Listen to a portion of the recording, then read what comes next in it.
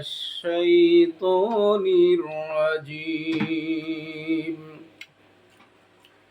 بسم الله الرحمن الرحيم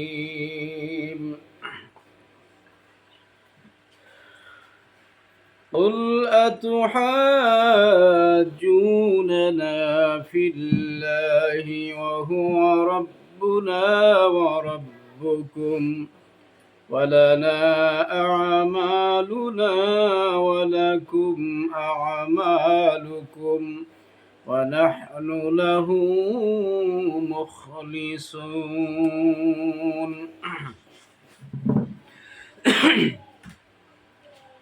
কাফেরদের হটকারী জবাবের প্রশ্নের জবাবে আল্লাহ রাব্বুল আলামিন মহানবী সাল্লাল্লাহু আলাইহি ওয়াসাল্লামকে বলতেছেন, হে নবী আপনি বলুন, قُلْ أَتُحَاجُّونَنَا فِي اللَّهِ وَهُوَ رَبُّنَا وَرَبُّكُمْ তোমরা যে মহান আল্লাহ রাব্বুল আলামিন সম্পর্কে আমাদের সাথে ঝগড়ায় লিপ্ত হচ্ছ, সেই মহান আল্লাহ রাব্বুল আলামিন তো আমাদেরও রব এবং তোমাদেরও রব। সুতরাং যেই মহান আল্লাহ রাব্বুল আলামিন তোমাদেরও রব, সেই রব সম্পর্কে কেমনে তোমরা ঝগড়ায় লিপ্ত হও? এমন তো নয় যে রব একমাত্র আমাদের, তোমাদের রব নয়। তোমাদেরকেও যেভাবে আল্লাহ রাব্বুল আলামিন সৃষ্টি করেছেন, আমাদেরকেও আল্লাহ রাব্বুল আলামিন সৃষ্টি করেছেন। সুতরাং আল্লাহ রাব্বুল আলামিন সম্পর্কে তোমরা যে অবাঞ্ছিত কথাগুলি বলো, আসলে এটা কখনোই শোভা পায় না। তোমরা সমস্ত কথা থেকে ফিরে আসো। আল্লাহ রাব্বুল আলামিন সম্পর্কে যে সমস্ত বিষয় তোমরা জানো না, সে সমস্ত তোমরা কিছু বলিও না। ওয়ালানা আ'মালুনা ওয়ালাকুম আ'মালুকুম। সুতরাং এখানে তো ঝগড়ার কিছুই নেই। তোমরা যা করতেছো তার পুরস্কার তোমরা পাবে, আমরা যা করতেছি তার পুরস্কার, তার দান প্রতিদান আমরা পেয়ে যাব। সুতরাং তোমাদের কর্ম তোমাদের জন্য, আমাদের কর্ম আমাদের জন্য। সুতরাং তোমরা আমাদের সাথে কেন ঝগড়ায় লিপ্ত হচ্ছ? আল্লাহ রাব্বুল আলামিন আমাদেরকে যে বিধান দিয়েছেন আমরা তো সেটাই পালন করছি। সুতরাং তোমাদেরকেও তো সেই বিধানগুলি মেনে নেওয়া তোমাদের কর্তব্য। সুতরাং তোমরা সেই বিধানগুলিকে তো মানুই না, বরং অন্য বান্দারা যে আল্লাহ রাব্বুল আলামিনের হুকুমগুলি মানবে তাও তোমরা বাধাগ্রস্ত হচ্ছ। আল্লাহ রাব্বুল আলামিনের সম্পর্কে তোমরা যে অবাঞ্ছিত মিথ্যা বানোয়াট কথাগুলি বলছো, আল্লাহ রাব্বুল আলামিনের দরবারে হাসরের ময়দানে কি জবাব তোমরা দিবে? আল্লাহর বান্দারা মহানবী সাল্লাল্লাহু আলাইহি ওয়াসাল্লাম এবং সাহাবায়ে কেরামদেরকে আল্লাহ রাব্বুল আলামিন শিখাচ্ছেন, তোমরা বলো ওয়া নাহনু লাহু মুখলিসুন। তোমরা আল্লাহ রাব্বুল আলামিন সম্পর্কে যে ঝগড়ায় লিপ্ত হচ্ছ, আমরা কখনোই সে কাজটি করব না। বরঞ্চ আমরা আল্লাহ রাব্বুল আলামিন সম্পর্কে আমরা একনিষ্ঠভাবে তার ইবাদত করছি, তার উপরে আমরা বিশ্বাস স্থাপন করতেছি। সুতরাং তোমরা আল্লাহ রাব্বুল আলামিন সম্পর্কে লিপ্ত হলে আমরা কখনোই আল্লাহ রাব্বুল আলামিন সম্পর্কে ঝগড়ায় লিপ্ত হব না। আম তাকুলুনা ইন্না ইব্রাহিমা ওয়া ইসমাঈলা ওয়া ইসহাকা ওয়া ইয়াকুবা والأسباط كانوا هودا أو نصارى। ইহুদি এবং খ্রিস্টানদের ঝগড়া এমনটা ছিল, তাদের কথাগুলি যে কি অবাঞ্ছিত ছিল এবং মিথ্যা বানোয়াট মনের ধারণা প্রসূত কথা ছিল। আল্লাহ রাব্বুল আলামিন সে সম্পর্কে আয়াতের ভিতরে বলেন, যেই নবীদেরকে আল্লাহ রাব্বুল আলামিন সমস্ত মানব জাতিদের জন্য হেদায়েতের দিশা হিসাবে দুনিয়াতে পাঠালেন, আল্লাহ রাব্বুল আলামিন বলেন যে আমি সমস্ত নবীদেরকে দ্বীনের দাওয়াত নিয়ে দুনিয়াতে পাঠিয়েছি। তারা ছিলেন একনিষ্ঠ আমি আল্লাহ রাব্বুল আলামিনের বান্দা। কিন্তু সেই আল্লাহর একান্ত বান্দাদের সম্পর্কে, নবীদের সম্পর্কে তাদের কি অমূলক ধারণা ছিল সে কথা আল্লাহ তাআলা এখানে ফুটিয়ে ধরেছেন। আম তাকুলুনা ইন্না ইব্রাহিমা ওয়া ইসমাঈলা ওয়া ইসহাক।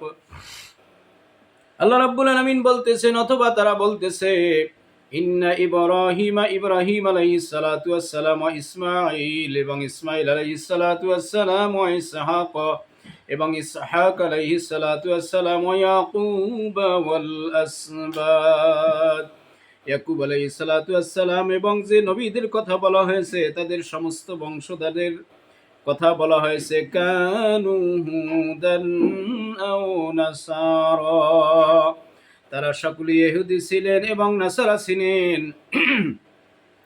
আল্লাহ রাব্বুল আলামিন বলেন, আমি এই বিশ্বের ভিতরে নবীদেরকে আমার মনোনীত বান্দা হিসাবে পাঠিয়েছি, যাদের আমলনামার মধ্যে কোনো শিরকিয়াতের গন্ধ ছিল না, যাদের আমলনামার মধ্যে কোনো গুনাহের লেশমাত্র ছিল না। সমস্ত নবীরা ছিল মাসুম, কিন্তু এই মাসুম বান্দাদেরকেও তারা অমূলক ধারণার মধ্যে তারা পতিত করেছিল। তারা বলতেছিল যে এরা ছিল আসলে ইহুদি এবং নাসারা।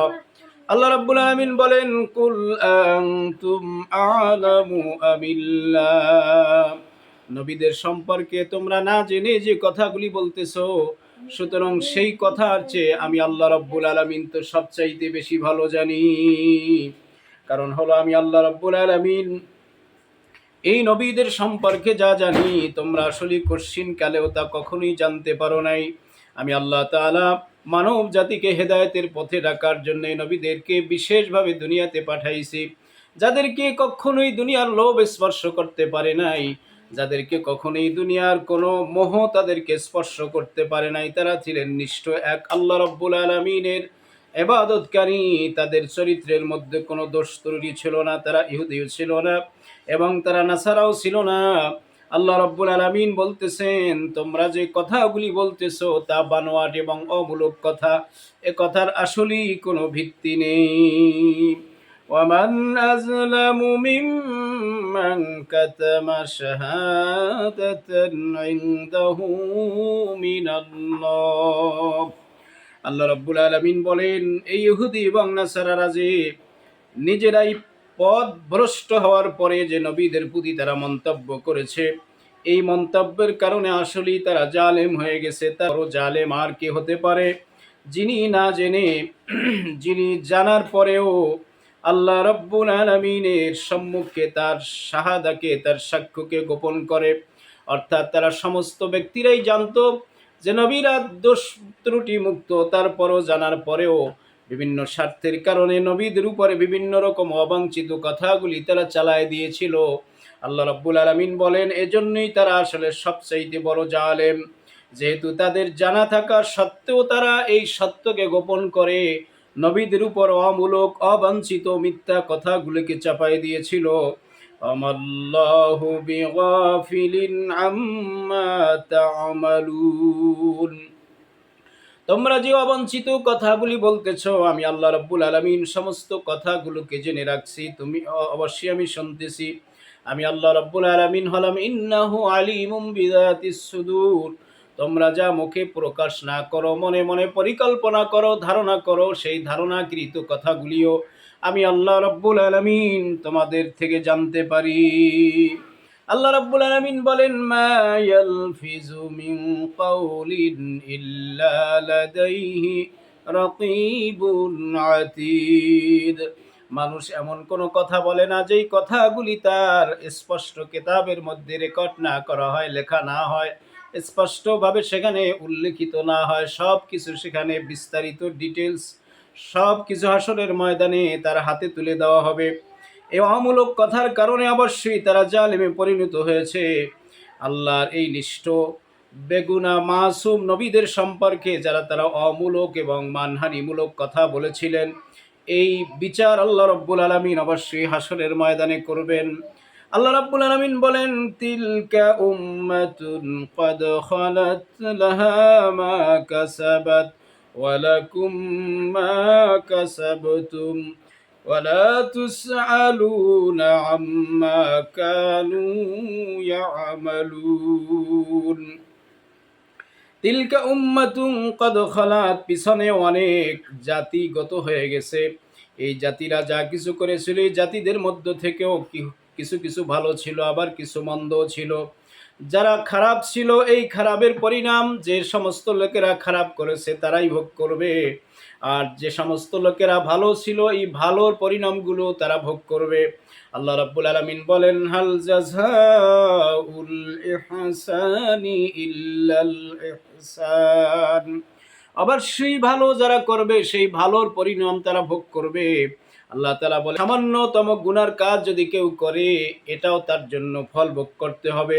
সামান্য অনুপরিমাণ নেকের কাজ যদি কেউ করে অবশ্যই হাসরের ময়দানে তার প্রতিফল সে ভোগ করবে। এজন্য কাফের মুশরিকদের কি আল্লাহ রাব্বুল আলামিন তারা যে অবাঞ্ছিত কথাগুলি বলেছে, মূলত এই কথা দিয়া নবী এবং সাহাবায়ে কেরামদেরকে ধৈর্য ধারণ করার জন্য বলেছেন, যে আসলে বাজে লোকেরা বাজে কথা বলবি, যারা খারাপ লোক তারা খারাপ ধারণা করবি, সেই ব্যাপারে তোমরা কর্ণপাত করে নিজেদের উদ্দেশ্য সফল হওয়া যেন ব্যাহত না হয়। অবশ্যই যে যাই কিছু বলুক না কেন, মঞ্জিলে মকসদে পৌঁছার জন্য, আল্লাহ রাব্বুল আলামিনের হুকুমগুলি মেনে নেওয়ার জন্য অবশ্যই তোমাদেরকে দৃঢ়প্রত্যয় গ্রহণ করতে হবে এবং স্থিরতার সাথে ধৈর্যের সাথে সেই পথের দিকে আগায় যেতে হবে। মানুষ কি বললো না বললো এদিকে যদি তোমরা কর্ণপাত করো তাহলে মঞ্জিলে মকসদে পৌঁছতে তোমাদের সময় হয়ে যাবে। আল্লাহ রাব্বুল আলামিন মুসলমানদেরকে বললেন, তোমরা এই অমূলক কথার প্রতি কোনো কর্ণপাত করবে না। তারা যদি তোমাদের প্রতি অমূলক কোনো ধারণা করে থাকে অবশ্যই হাসরের ময়দানের বিচার আমি আল্লাহ তাআলা নিজ হাতে করব। এই ব্যাপারে তোমাদের প্রতি উত্তর করার এবং এই ব্যাপারে সময় লস করার কোনো দরকার নাই। তোমরা তোমাদের উদ্দেশ্য স্থানে পৌঁছাতে থাকবে। আল্লাহ রাব্বুল আলামিনের ভালোবাসা পাওয়ার জন্য, নবী করিম সাল্লাল্লাহু আলাইহি ওয়াসাল্লামের ভালোবাসা পাওয়ার জন্য তোমরা সেই মূলে কাজ করে যাবে। কি বললো এই ব্যাপারে তোমরা কশিনকালেও সময় ক্ষেপণ করে সেদিকে কর্ণপাত করবে না। এই সমাজের ভিতরেও যারা বড় হয়েছে মূলত এখান থেকে তাদের দুনিয়ার লাইনেও শিক্ষা নিতে হবে।